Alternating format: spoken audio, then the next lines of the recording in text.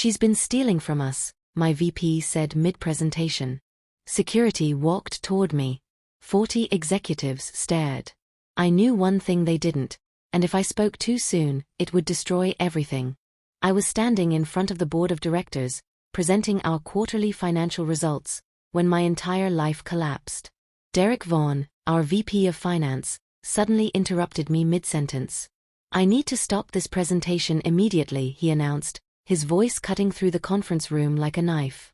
My hands froze on the laptop keyboard. Derek walked to the front, connected his own computer to the projector, and displayed a spreadsheet I'd never seen before.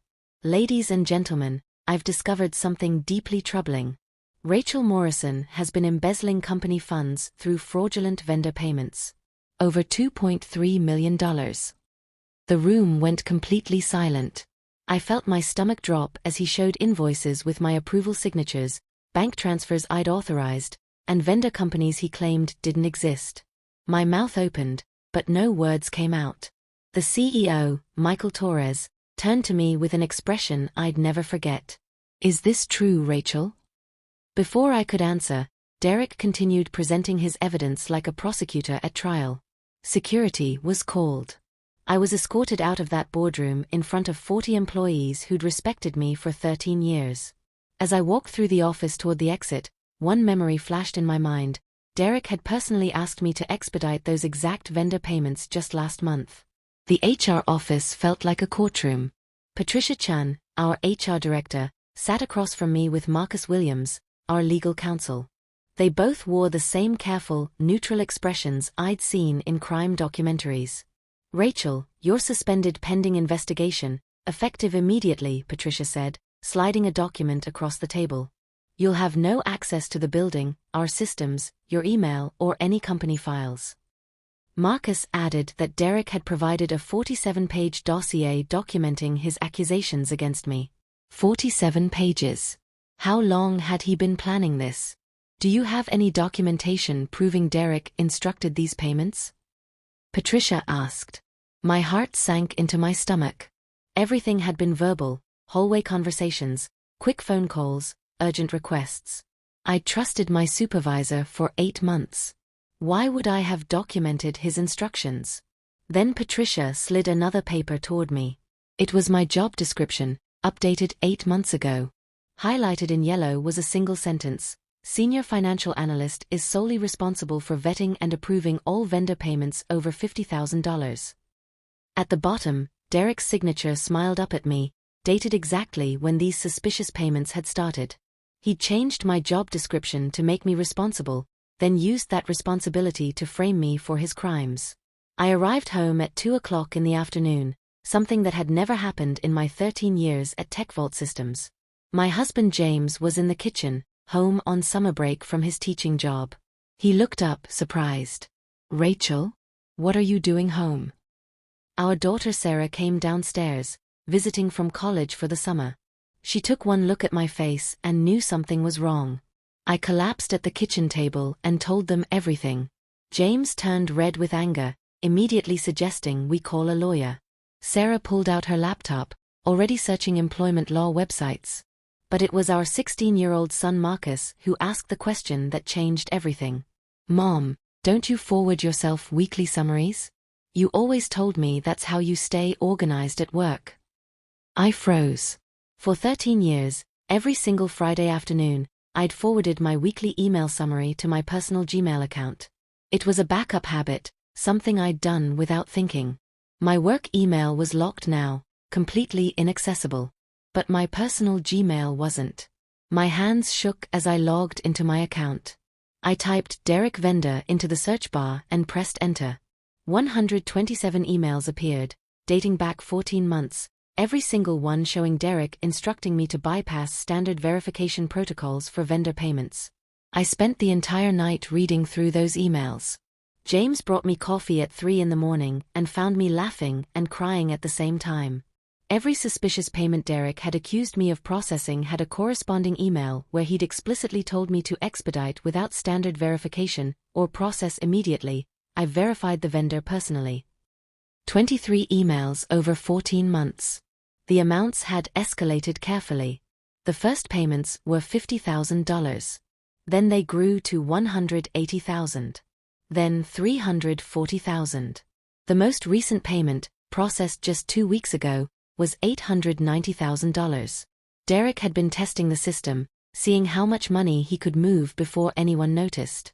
Then I found the email I didn't remember receiving. Derek had sent it at 11:47 at night on a Friday 6 months ago. The subject line read, "Updated Vendor Verification Protocols." He'd changed the company policy so that time-sensitive payments over $50,000 could bypass standard verification, with VP approval. Derek had approved his own policy change, eliminating the safeguards that would have caught his fraud. Then he'd used that policy to funnel millions to fake vendors. And now he was blaming me for not following protocols that he himself had destroyed. I couldn't access TechVault's systems anymore, but I'd worked in finance for 20 years. I knew how to research companies. I started investigating the vendors Derek had mentioned in his accusations. Quantum Solutions LLC was registered 16 months ago in Delaware. No website. No employees listed on LinkedIn. No business filings beyond the initial registration. The registered agent was a corporate services company that created thousands of shell companies for clients. Summit Integration Partners showed the same pattern. So did the third vendor, the fourth, the fifth. All registered within the same 2-month period. All using the same registered agent. All completely fake. Someone had created these companies specifically to receive TechVault's money. Then I looked more carefully at the Delaware filing documents. They required a signature from the company owner. I pulled up the scanned registration form and stared at the handwriting. The capital V had a distinctive loop, curling back on itself in an unusual way. I'd seen that exact loop before. I grabbed one of my old performance reviews from my filing cabinet. Derek's signature was at the bottom, approving my annual evaluation. The capital V in Vaughn had the identical loop. Derek hadn't just approved payments to fraudulent vendors. He had personally created the fake companies that were receiving TechVault's money. James insisted we meet with a lawyer immediately. We scraped together $3,500 from our savings account for a retainer fee with Margaret Rivera, an employment law specialist. Margaret spent an hour reviewing my documentation, getting quieter and quieter as she read. Finally, she looked up and asked a question I hadn't considered. Who benefits from you being fired? I said obviously Derek would benefit because he could cover up his fraud. Margaret shook her head. No, Rachel. Who benefits from you being fired and blamed for fraud? I didn't understand what she meant. Margaret explained carefully. If I was fired for cause, meaning fraud, I would receive no severance package, no unemployment benefits, and no references for future jobs. TechVault would save money. But more importantly, when the real fraud was eventually discovered, and it would be discovered, Derek could claim that I had done it and that he had heroically uncovered my crimes. He wasn't just framing me to cover his tracks. He was positioning himself as the hero who saved the company. How much would your severance package be if you were laid off without cause after 13 years? Margaret asked. I calculated quickly based on my contract. Approximately $340,000 plus continuation of benefits. Margaret leaned forward. He's stealing your severance package through fake vendors, then firing you for cause so you can't claim it. 3 days later, I received an anonymous email to my personal Gmail account. No sender name. The account had been created that same day. The message was brief. Derek is setting up someone else. Check accounts payable. Check Jennifer Torres. I knew Jennifer. She'd been our accounts payable manager for 8 years. She was a single mom with 2 kids, always working overtime to support her family. She processed thousands of payments every month. I pulled up my email archives and searched for Jennifer's name. She had processed the actual bank transfers for every fraudulent vendor payment, but only after I had approved them first. That was standard procedure. I approved payments, Jennifer processed them. Derek was building a backup scapegoat. If blaming me didn't work completely, he could shift some blame to Jennifer. Or better yet, he could make it look like Jennifer and I had conspired together. Two employees working together would make the fraud story more believable than one person acting alone. I stared at that anonymous email for hours, trying to decide what to do. Should I warn Jennifer? Could I trust her? What if she was actually involved? What if Derek had sent this email himself, trying to make me paranoid? I didn't know who to trust anymore. My entire professional world had collapsed in one board meeting. My interview with the forensic accountants felt like an interrogation. Thomas Brennan led the investigation team, brought in from Morrison and Associates to examine TechVault's finances. He was cold, professional, and deeply skeptical of everything I said. "Did you approve this payment?" he asked, showing me a vendor invoice. "Yes, but my supervisor instructed me to process it without verification." Email instructions don't override company policy. You're responsible for verification. I showed him Derek's emails. Brennan barely glanced at them, clearly unimpressed. I pulled out the policy change memo where Derek had eliminated verification requirements. Brennan paused, reading it carefully. His expression shifted slightly. The temperature in the room changed. Then his assistant Kelly leaned forward with a new document. "Ms. Morrison, your personnel file shows you flagged suspicious activity in 2019, 2020, and 2022. Can you explain that?" I was completely confused. I'd never flagged anything suspicious. I'd never filed any incident reports. Kelly slid 3 documents across the table. They were incident reports filed under my employee ID number, each one reporting possible vendor irregularities that had been investigated and resolved. I'd never seen these documents in my life. Someone had accessed the HR system and created false documentation in my name, building a paper trail that made it look like I'd known about problems but hadn't escalated them properly. My interview with the forensic accountants felt like an interrogation. Thomas Brennan led the investigation team, brought in from Morrison and Associates to examine TechVault's finances. He was cold, professional, and deeply skeptical of everything I said. "Did you approve this payment?" he asked, showing me a vendor invoice. "Yes, but my supervisor instructed me to process it without verification." Email instructions don't override company policy. You're responsible for verification. I showed him Derek's emails. Brennan barely glanced at them, clearly unimpressed. I pulled out the policy change memo where Derek had eliminated verification requirements. Brennan paused, reading it carefully. His expression shifted slightly. The temperature in the room changed. Then his assistant Kelly leaned forward with a new document. "Ms. Morrison, your personnel file shows you flagged suspicious activity in 2019, 2020, and 2022. Can you explain that?" I was completely confused. I'd never flagged anything suspicious. I'd never filed any incident reports. Kelly slid 3 documents across the table. They were incident reports filed under my employee ID number, each one reporting possible vendor irregularities that had been investigated and resolved. I'd never seen these documents in my life.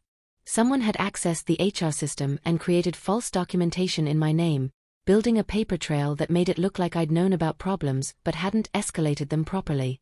David Chun had another idea. While Rachel couldn't prove where the stolen money had gone because she didn't have access to bank records, many business transactions left public traces.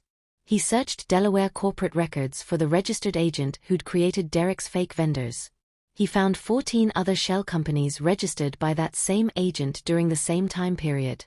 Then he started cross-referencing against public real estate records, looking for luxury purchases that might show where fraud money goes. He found it quickly. A $1.8 million house in the Hamptons, purchased 8 months ago by VD Holdings LLC, another Delaware company registered by the same agent. David pulled the mortgage documents, which were public record. Derek Vaughn was listed as the beneficial owner on the disclosure forms. David kept digging, energized by the discovery. He found a boat registration for a $340,000 yacht, purchased 4 months ago and registered to Derek Vaughn personally.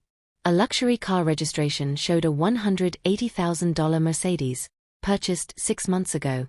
Derek wasn't even hiding the money.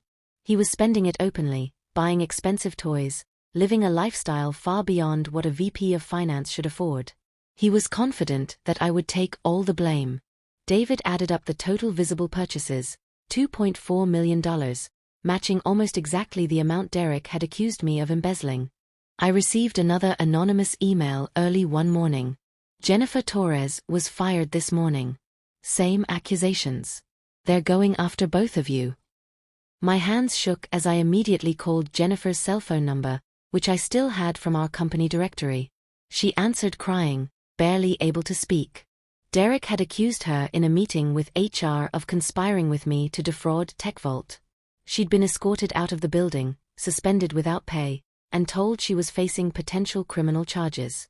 I arranged to meet her at a coffee shop that afternoon. Jennifer arrived with 2 bankers' boxes full of files. She'd kept copies of every approval I'd sent her, every transaction record, every piece of documentation from her 8 years in accounts payable. Together, we realized what Derek had done. The fraud required 2 people to execute, someone to approve the payments, which was me, and someone to process the actual bank transfers, which was Jennifer. If Derek could make it look like we'd conspired together, no one would look at him. The conspiracy story was more believable than one person acting alone. 2 employees working together to steal money made sense to investigators. It explained how the fraud had bypassed multiple checkpoints. We were both perfect scapegoats, hardworking, trusted, with access to the exact systems needed to move money. Jennifer revealed something that made everything click into place. Last week, before she was fired, Derek had asked her to process 3 more vendor payments totaling $1.2 million. He claimed I had already approved them. But I hadn't. Jennifer, who'd become increasingly suspicious after months of unusual payment requests, told Derek she needed to verify the approvals with me directly before processing. Derek became angry. He demanded she process the payments immediately, saying they were time-sensitive acquisitions that couldn't wait. Jennifer refused. She insisted on following proper procedure and confirming with me first. Derek stormed out of her office. 2 days later, she was fired. Derek had been trying to move more money before the investigation closed his window of opportunity. When Jennifer refused to process the payments without verification, she became a threat instead of a tool. Her refusal to blindly follow his instructions triggered her termination.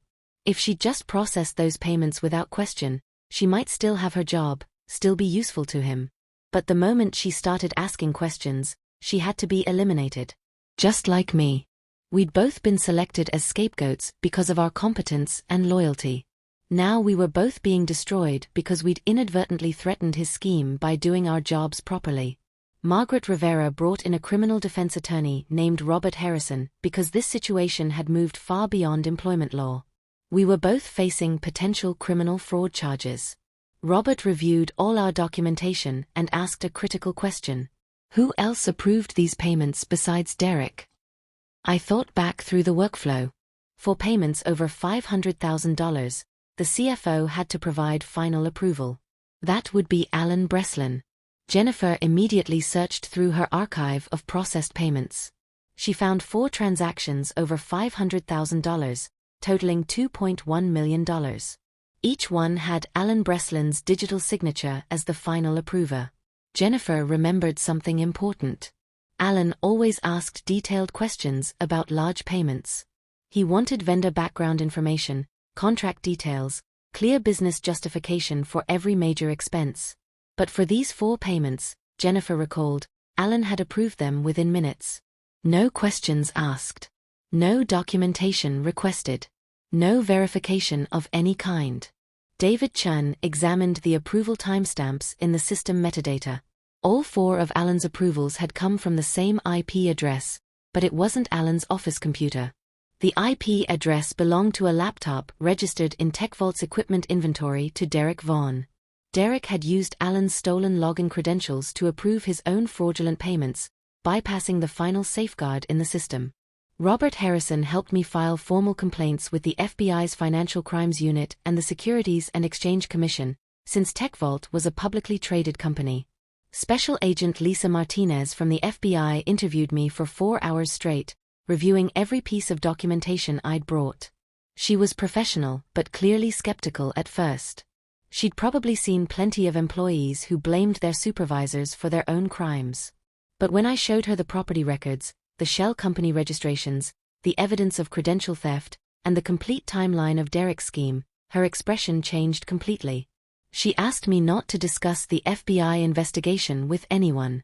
Within 48 hours, the FBI opened a formal investigation into TechVault systems. 3 days after my FBI interview, a certified letter arrived at my house. TechVault was terminating my employment for cause, effective immediately, citing gross misconduct and fraudulent activity.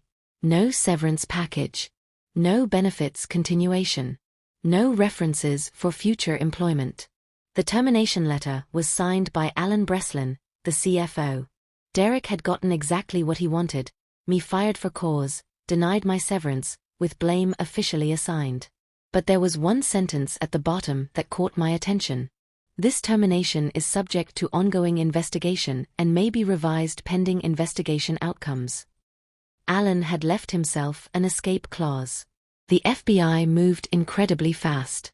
Within 2 weeks, I learned through Margaret's legal contacts that federal subpoenas had been served to TechVault systems.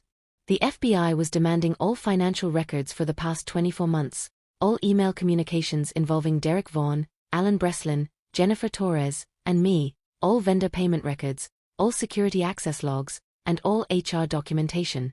TechVault's board of directors immediately hired a major law firm, Davidson & Pierce, to handle the federal investigation. The company's stock price dropped 8% in a single day when news broke that they were under FBI investigation. Derek was placed on administrative leave. Alan Breslin issued a press release saying the company was cooperating fully with authorities and remained committed to transparency and accountability. Then I received an unexpected phone call from an unknown number. It was Christine Walsh, a senior partner at Davidson & Pierce, TechVault's legal team. Her tone was carefully neutral, revealing nothing. Ms. Morrison, we'd like to interview you as part of our internal investigation. We understand you've been cooperating with federal authorities. We want to hear your side of the story directly. Would you be willing to meet with us? My lawyer Robert immediately said absolutely not. Anything I told TechVault's lawyers could potentially be used against me. But then Christine added something interesting. We've reviewed the preliminary evidence, Ms. Morrison. We have reason to believe you may have been wrongly accused. I met with Christine Walsh and 2 other Davidson & Pierce attorneys at their downtown office, with Robert Harrison present to protect my interests. Christine was direct and professional. We've analyzed the metadata on those incident reports that were filed in your name. We've traced the IP addresses. We've reviewed the email instructions from Derek Vaughn. Ms. Morrison, we believe you and Ms. Torres are victims here, not perpetrators. She explained that TechVault's board of directors was horrified. They'd potentially fired 2 innocent employees, exposed the company to massive legal liability, and allowed fraud to continue for over a year under their watch. They wanted to make things right. But there was a significant problem. Derek Vaughn and Alan Breslin were both claiming that Jennifer and I had manipulated records to frame them. It had become a credibility battle. Christine slid a document across the conference table. We need your help catching them. The FBI is building a criminal case, but that could take many months. We want to move faster. Are you willing to participate in a controlled investigation? I asked what that meant exactly.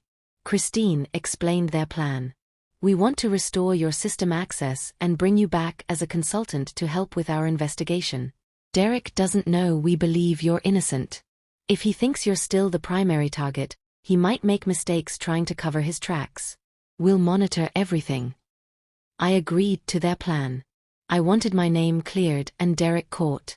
TechVault announced publicly that they were bringing in external financial consultants to assist with the fraud investigation, making it sound like routine due diligence.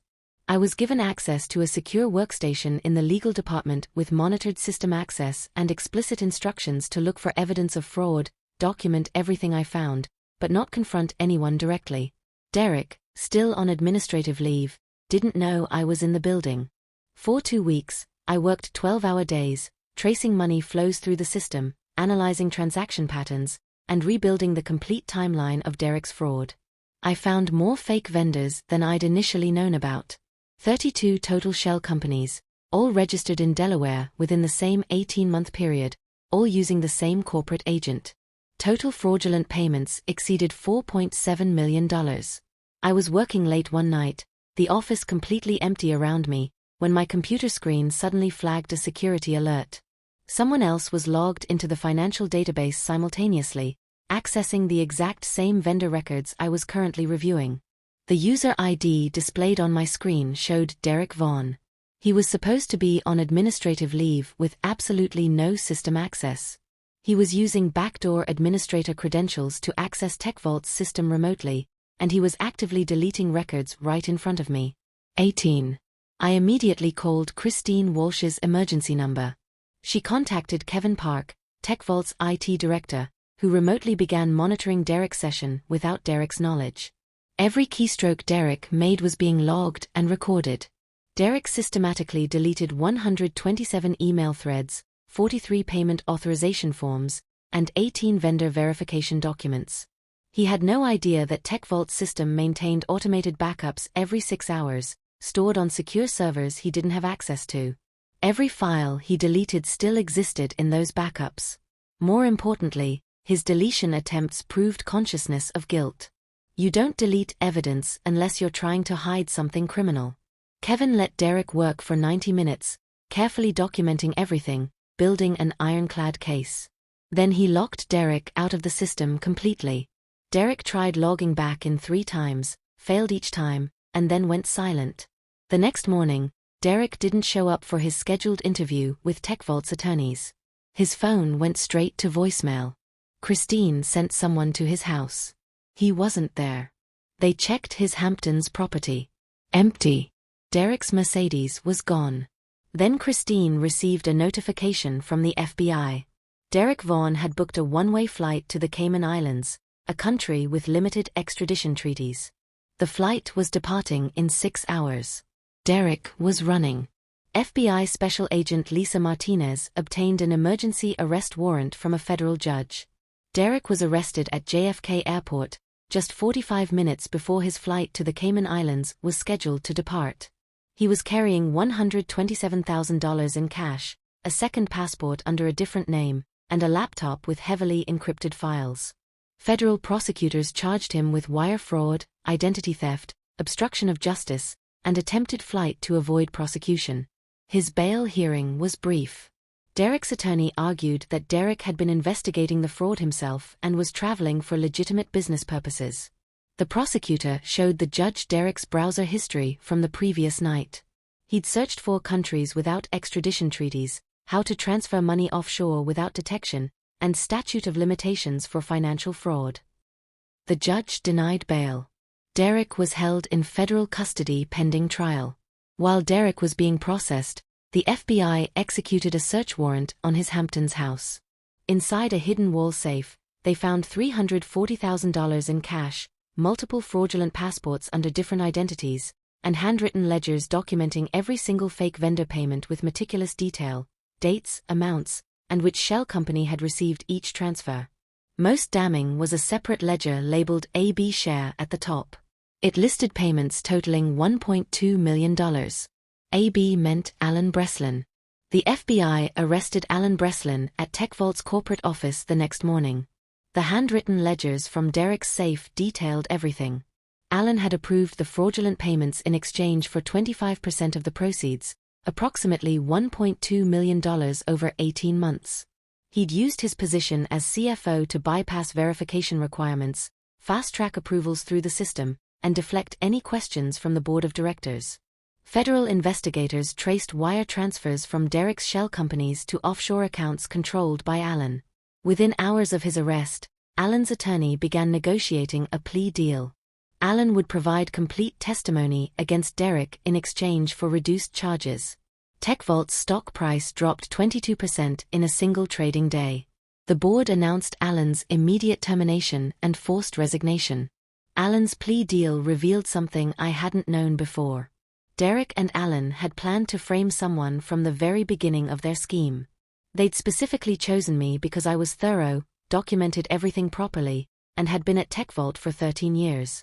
I would process any payment my supervisor instructed without questioning it because I trusted the system and respected the chain of command. I wasn't randomly targeted.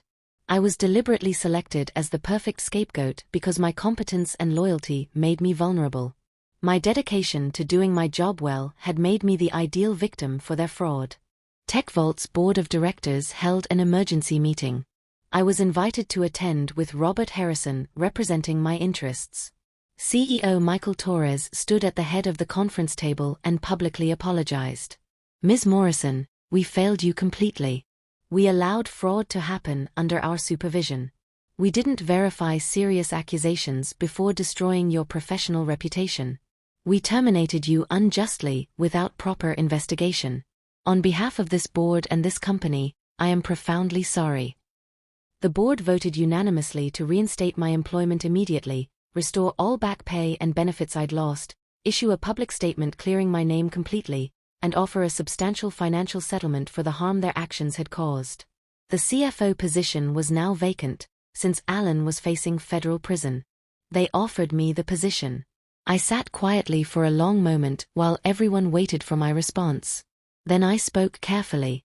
"I want 3 things. First, Jennifer Torres must be fully reinstated with complete back pay and a public apology. Second, I want a comprehensive audit of TechVault's financial controls to ensure this never happens again. Third, I don't want the CFO position. I want a newly created position, Chief Compliance Officer, reporting directly to this board, with full authority to investigate any financial irregularity regardless of who's involved. And I want a salary of $385,000, exactly what Derek was making plus what you saved by not paying my severance." Michael Torres smiled. "Done." During my compliance review of TechVault's previous years, I discovered something that made my blood run cold. 8 months before Derek had framed me, another senior financial analyst named Robert Chen had been fired for fraudulent activity involving vendor payments. The accusations in his termination file were nearly identical to what Derek had later accused me of doing. I found Robert Chen working as an accountant at a small regional firm. His career had been destroyed by TechVault's accusations. I called him and explained who I was. Robert's voice broke with emotion. "Derek Vaughan accused me of fraud.